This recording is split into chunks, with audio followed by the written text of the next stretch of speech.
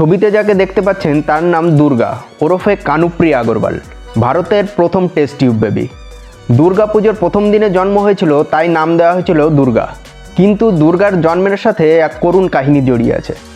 1978 সালে কলকাতার বিজ্ঞানী এবং চিকিৎসক ডক্টর সুভাষ মুখোপাধ্যায় সীমিত সরঞ্জাম ব্যবহার করে ইনভিট্রো ফার্টিলাইজেশনের মাধ্যমে দুর্গাকে জন্ম দেন।